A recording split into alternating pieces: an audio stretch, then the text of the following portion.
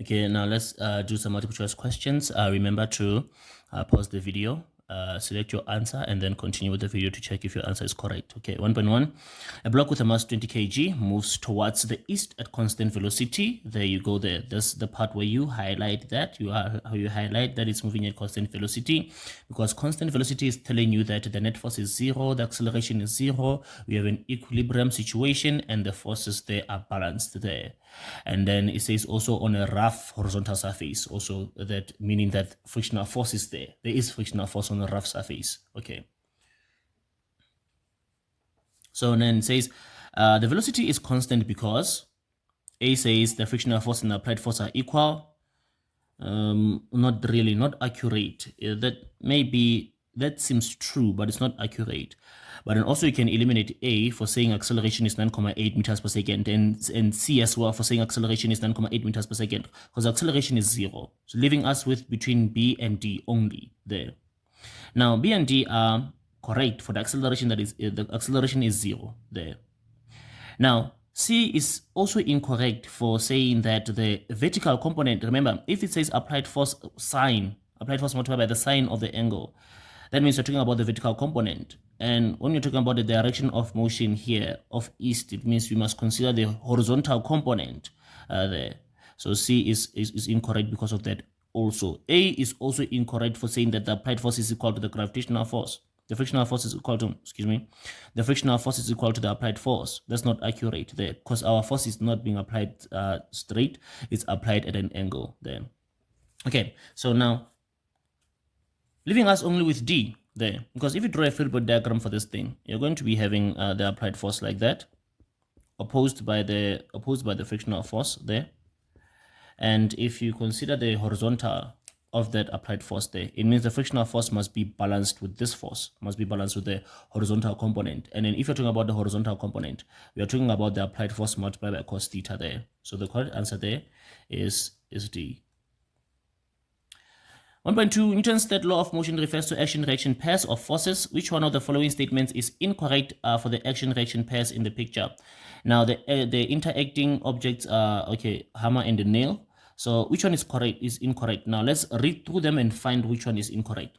A, they act along the same line. Yes, action-reaction pairs act along the same line.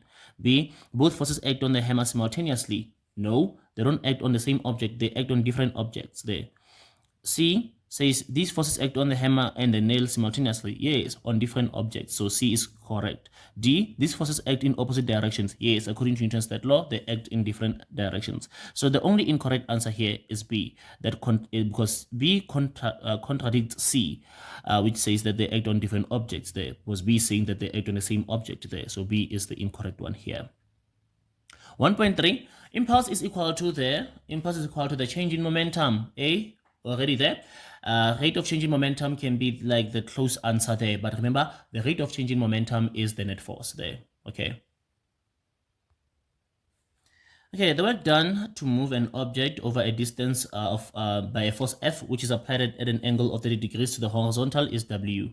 Okay, let's put that down. So it says here that the work done by a force through a displacement multiplied by the cos of 30 is W there. Okay, fine. The work done to move the object through the same distance by the force F acting horizontally to the surface is, now what is going to be the work done with an angle of 0. That's what it means to say that the force is acting horizontal to the surface, meaning this time no angle. The angle was 30 degrees. What would be the in terms of this W, in terms of this work? Now we're going to have to call this work 1. Let's call this work 1 and force 1, displacement 1 there. But then just remember that the force and the displacement here is the same. Yes, yeah. All right, so now let's see. What is going to be work 2? What is going to be work 2? And let's see. Work 2 will be force 1 and displacement 1. Remember, the force and the displacement are the same. And then now it's going to be cos 0 degrees here.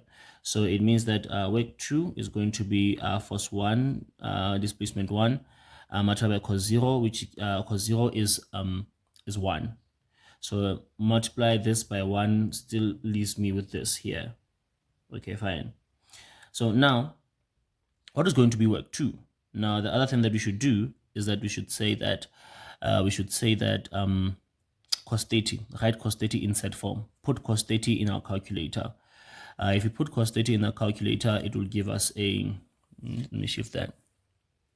If you put cos 30 in the calculator, it will give us a, so work 1 will be force 1, displacement 1, and then it will give us a square root of 3 over 2. It gives us a square root of 3 over 2. This is work 1. So work 1 is this here, and then notice how work 2 is force 1, displacement 1. So where I see force 1, displacement 1, I'm going to put I'm going to put work 2. So I'm going to have work 1 is equal to work 2, the new work, and multiply by the square root of 3 over 2 then. Now I'm going to simplify this by cross multiplying here. I'm going to say work 1 here over 1. Let's cross multiply there. 2 multiplied by work 1 is going to be 2 work 1 is equal to work 2, and then I'm left here with the numerator here multiplied by 1 is work 2 multiplied by square root of 3. And then to simplify further, I'm going to divide by square root of 3 here and divide by square root of 3 here. So that means that work 2 is equal to that over there is equal to 2 work 1 over square root of 3 there. So the correct answer there is D. Okay. I feel the need to repeat this one. Let's see. So what we have here is the question says the work done over an angle. The work done over an angle.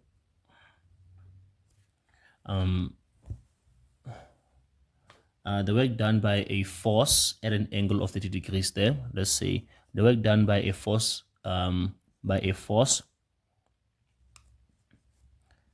at an angle of 30 degrees there. This is the work, the original work there, original work done. Okay. Now what we do is that we say that we are going to say that this is work 1, and then it's force 1, displacement 1, cos 30 there. Simplify this and put this in set form. So we have work 1 is equal to force 1, displacement 1, and then cos 30 is the square root of 3 over 2 there. So this is the initial work. That's the work. That's the first work there. So now the work 2, the one that we must determine. Just remember, which one do you have to determine? Which one is this one? Whereby, meaning in other words, we must be left with work 2 as a subject of the formula at the end. So work 2 is the force, the displacement, but cos of 0 there, because it's horizontal. It's a horizontal force to the surface, so it means there's no angle for this one.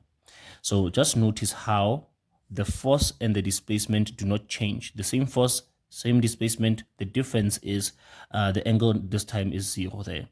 Okay, that's why we are going to say force 1, displacement 1, displacement 1. The difference is with the angles there. Okay, now let's simplify here. So work 2 is cos 0 is 1, and 1 multiplied by this will still give us this there, like that there. So this is what we have for work 2. So we are going to take this here. Look at this over there. F1 displacement 1, F1 displacement 1. This is work 2. So we're going to put work 2 there. So work 1 is equal to work 2, which is what we are trying to calculate or solve for, square root of 3 over 2. Now let's solve for work 2. What will be the new work? Now the new work. So now we're going to say this is over. We're going to say that firstly this is over 1. Let's cross multiply here. So denominator here is 2, numerator there is 1. Is work 1. Work 1 multiplied by 2 will give us 2 work 1 is equal to numerator that side is work 2 multiplied by square root of 3. Simplify here, divide by square root of 3, divide by square root of 3. This will cancel, and therefore work 2 will be 2 work 1 or divide by square root of 3 there. And the answer for that one is D. Okay. All right, 1.5. Which one of the following statements defines strain in a material? Strain, you start and say, okay, what is strain? Strain is the ratio of the change in dimension to the original dimension. And the dimension in this case maybe can be, so let's read through them. A says change in diameter to the original length. Now, no. B says total length to the original length. No. C says change in length and the original length. Yes. See, from the formula there, the dimensions, this time the dimensions are specific. We are talking about the dimensions of length. Yes, strain is the ratio of the change in length to the original length there. You divide, the ratio means you divide the change in length with the original length. That is strain. Let's look at D. D says the change in stress to the original stress. No. There. So, yeah. So although the definition says, the official definition says the ratio of the change in dimension to the original dimension, that is a general definition. But if you use your dimension to be length there, that means that change in length and original length, the ratio of change in length to original length is also still correct there. 1.6, force F1 is applied to a piston with an area A1 in the hydraulic system. Another piston in the same system has area A2, and this piston can exert a force of F2. Which one of the following equations is incorrect? Now this is a question, it's this question whereby you have F1 over A1 is equal to F2 over A2. Now the question is what are the mathematically incorrect way to write this equation? Now let's look at B. Let's start with B. B is correct because if you cross multiply here, you're going to have F1 A2 F2 A1. So B is not incorrect. Let's look at C. C, if you can swap this F2 and A1 here, you can swap these so that you have F1 F2 A1 A2. That is also mathematically valid there. And then lastly, you can take the areas above and take the forces below, and this will still be mathematically correct there. So again, B is mathematically correct to have B, because if you cross multiply this, you have F1 multiplied by A2, F2 multiplied by A1. That's correct there. Now C is correct because mathematically you can take F2, put it here, take A1, put it there, and it will still be the same formula. D, you can take the areas above, the forces below, both of them consistently, A1 above F1, A2 above F2 there, and then you have the same formula still. But A is incorrect. There's no mathematical operation that you can do to this equation to get that, to get F2 A2 F1 A1. It's incorrect. Basically, A is an incorrect version of B there. It's when you do B incorrectly there. So A is the incorrect one there. You can't get F1 A1 F2 A2 from this equation there. 1.7. When light ray moves from a less optically dense medium to a more optically dense medium, the speed will, well, if a light goes from a less dense medium to a more dense medium, the speed will decrease there, and the answer is B. The point where light rays meet, as drawn there, the point where light rays meet after passing through the lens is known as the focal point, and the answer is B there.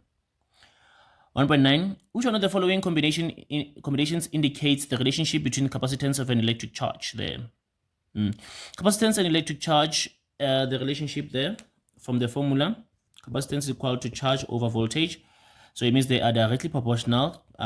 Charge and capacitance means the higher the charge, the higher the capacitance. So A says increase, decrease. No. B says decrease, remain the same. No. C says increase, increase. So C is the correct one there, showing a directly proportional relationship there. And 1.10 says the function of a step-up transformer is to increase voltage. Yes, there.